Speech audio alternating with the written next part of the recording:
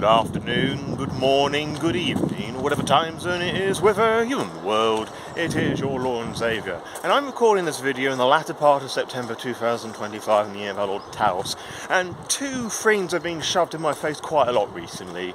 Varying opinions of the fascist pig that is Charlie Kirk, because he was assassinated about this time. I'm going to say recently, but of course this won't be fairly recent by the time the video hits the airwaves.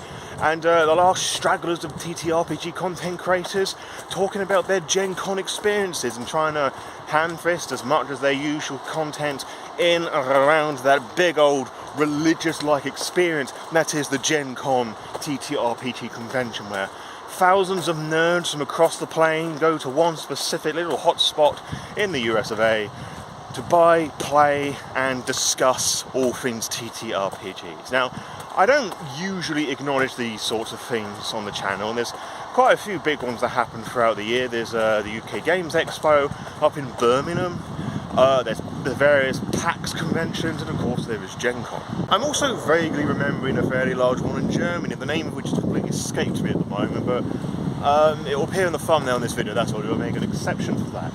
And as I said, I don't usually talk about these sorts of things on the channel and social media, but I had a few people ask me about these this year, well, 2025, so last year's this hits the airwaves, and I thought I would share my opinions about this because, fuck it, why not? It's sort of like a rite of passage. I do TTRPG content, I should mention Gen Con at least once.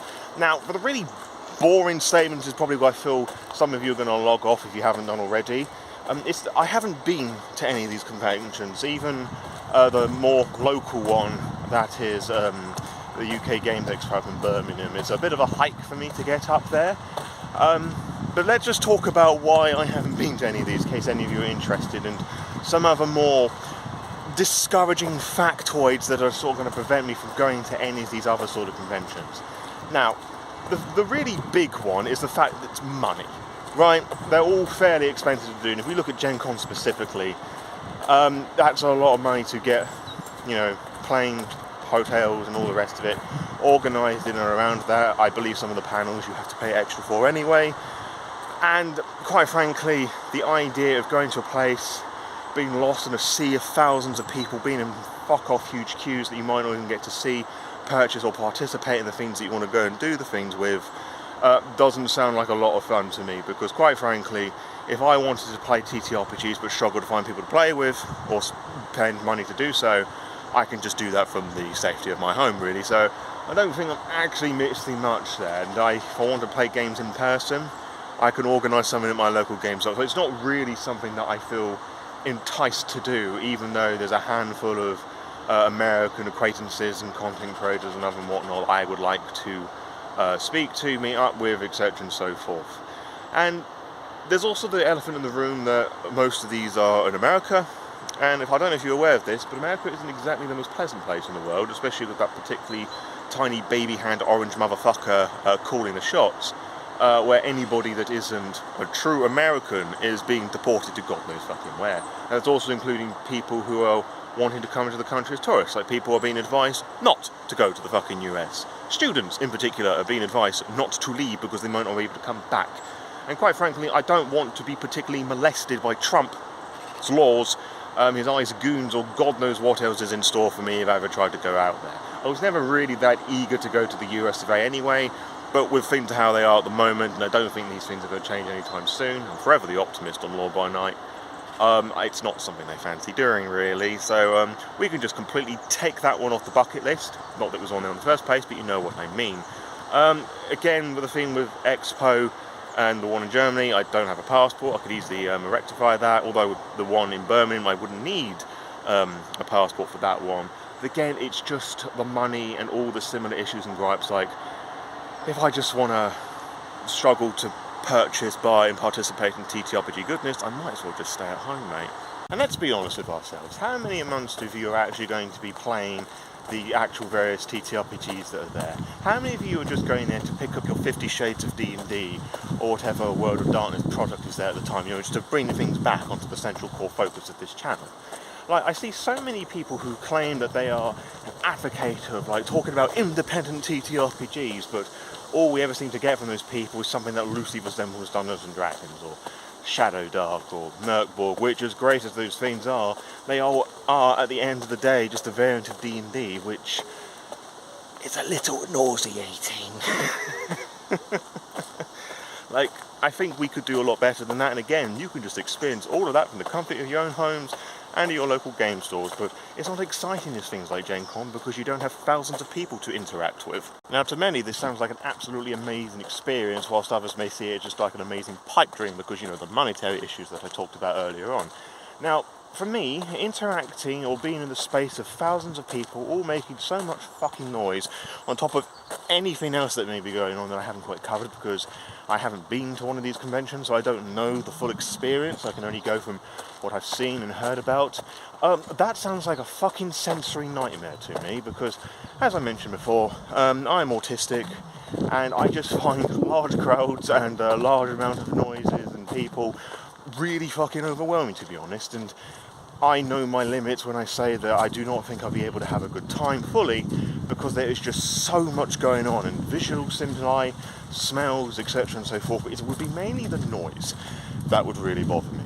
And I know that some neurodivergent folk can, you know, put on a mask, you know, and just like act as one of the normies for a little bit, or rather not let our neurodivergence ticks and whatnot slip through so people don't make bad assumptions about us. And that's fine and all, but I would spend so much fucking time doing that I think by the end of the first day, or however long I'll be fucking staying there for, I would just feel completely overwhelmed. And I mean that in a physical, emotional and neurodivergent mental state as well. Like, that does not sound like a lot of fun to me, honestly. And it's not really something I particularly want to experience, honestly. And I know there's going to be at least one chuckle fuck that's going to try and pull me up on this. Just because one neurodivergent person is unable to do it does not mean that I'm saying that anybody else who's neurodivergent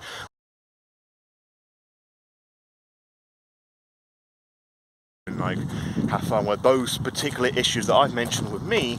It's not going to affect other people, which is great. I'm really happy for them. I genuinely am. But it's just not something that I'm unable to do. So with that all out of the way, there is one other really fucking huge factor that I have to take into consideration if I was to ever go to something like this.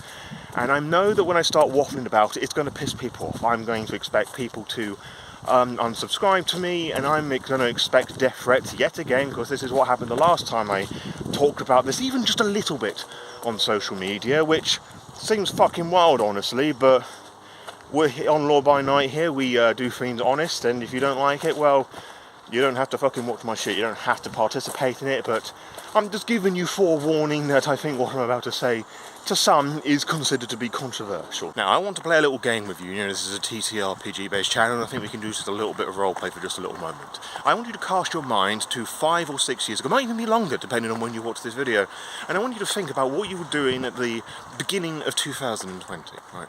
You're probably sat at home with your loved ones, or whichever them remained, you know, because people were like dropping like fucking flies during this time, and we've been encouraged to stay at home, to mask up, you know, because it just wasn't safe to go out and about, you know, and how deadly this all was.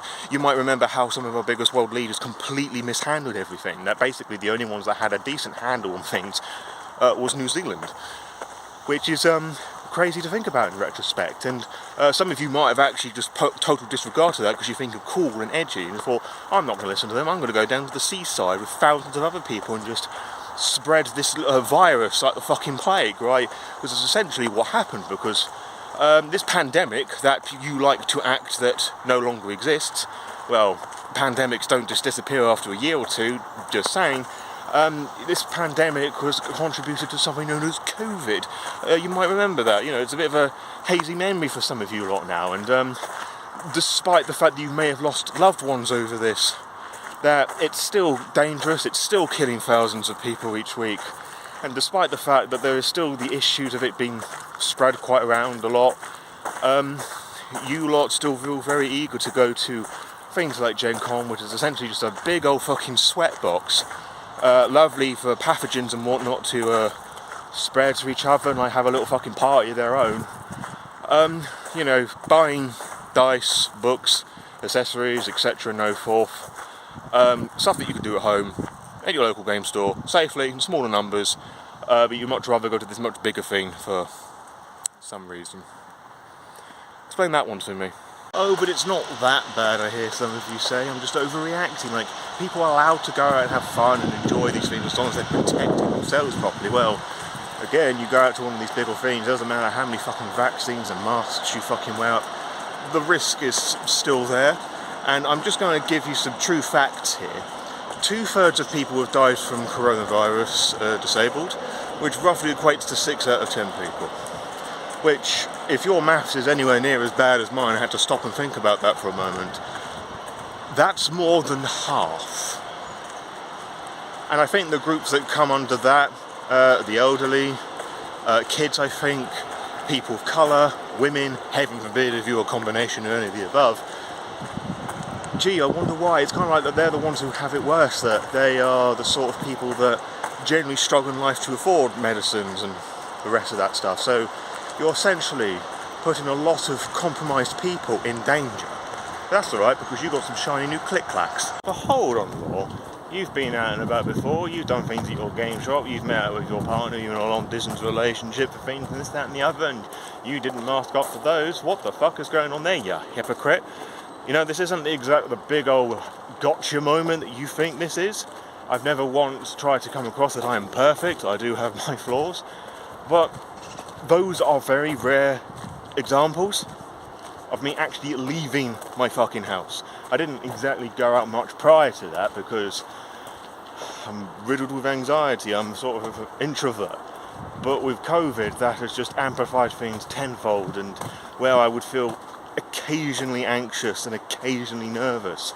I don't wish to exaggerate it, but despite how I come across publicly as my persona to you, I'm a fucking wreck. I've talked about this before, my depression has gotten worse. And the trauma of surviving the pandemic has just done no fucking good for my mental health at all. I have said in the past that that dog there, I badly gotten shot there, Hoy, who we just shot before the pandemic, I don't think I would be here if I didn't have that fucking comfort dog there.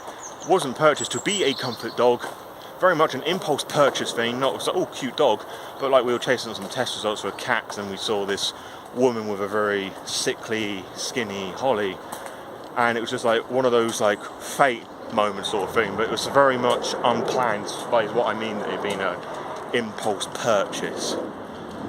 But I followed the rules, you know, staying inside, social distancing, all the rest of it, and the few occasions I would have to go into town to get my eyes checked and whatnot. I hadn't done it in a few years, and I was literally being told I had to come and do this. There were things laid out all across the town centre, like to keep social distancing and all the rest of it. Nobody policed themselves. Nobody policed each other. It was just a fucking free-for-all, and some people masked. The vast majority of people who did mask were people of colour. Something that I would tend to see a lot more than them fucking selfish white people. But it was frightening, because people were dying, and I live with an immune-compromised household, as am I. And my mother has developed euphemia through long COVID, because they got COVID twice. And it's essentially a lung disease. It's what David Lynch died of, but it's usually associated with a shitload of smoking throughout your life. No one's quite too sure what's going on here, but we do know that about 5 or 10 years has been cut short for my mother's life, which is, oh, such a wonderful thing to be thinking about, he said sarcastically.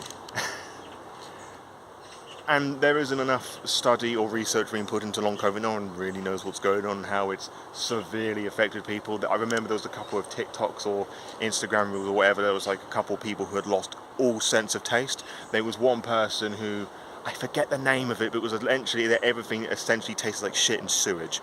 I forget the name as an actual thing, but that is developed with COVID or long COVID, and it was supposed to disappear after a time, but the fact that it hadn't after X number of weeks, they may have this for life. What a fucking horrible existence, but they caught COVID. Now, you could argue this is down to themselves not doing the precautions, but it could have also been inflicted by somebody else who wasn't being honest or truthful or whatever.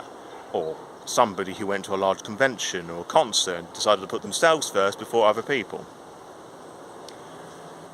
And that's where we are, folks. That people who followed the rules, who did what they were told, are the ones that are suffering the most, the ones that have been ostracised and abandoned because you lot wanted to go and have fun somewhere else. And the sheer audacity that I would see from some people saying, oh, if you're going to Gen Con, remember to mask up, take vaccinations, do test every single day, etc. and so forth. When they fucking well knew that the safest option of not getting COVID was not going at all. And surprise, most of them would come back with COVID. Which, yeah. The universe has a very ironic way of collecting debts from people, doesn't it? And it just angers me. And it still angers to me. And I used to speak out about this on social media, but I get ridiculed, I get told off for it. I had a couple of death threats, as I may have mentioned already.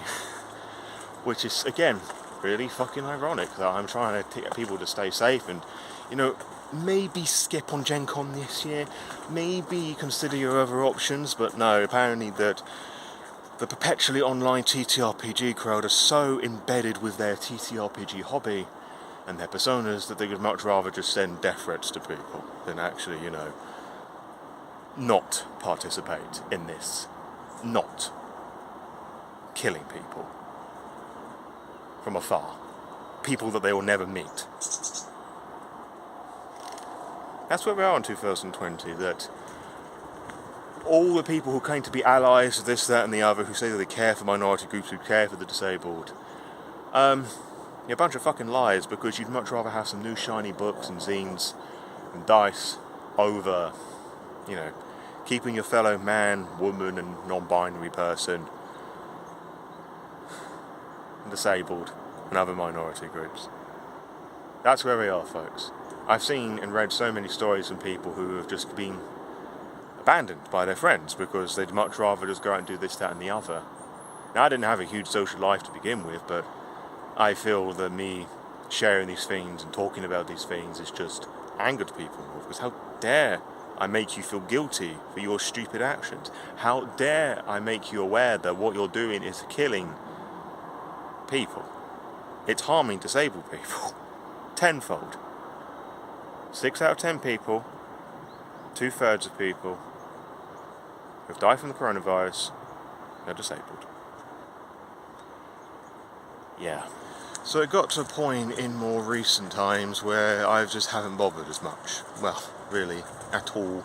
Maybe once in a blue moon when it seems culturally relevant, which is probably why other people stopped saying that you had to mask up when going to conventions, because it wasn't important for them anymore. Like, it wasn't going to get them fucking brownie points if they talked about it on social media, because at the end of the day, no one cares. I don't even think my own family care as much anymore, that I seem to be the only one that is worried about it. My partner, I know doesn't worry about it as much as I do.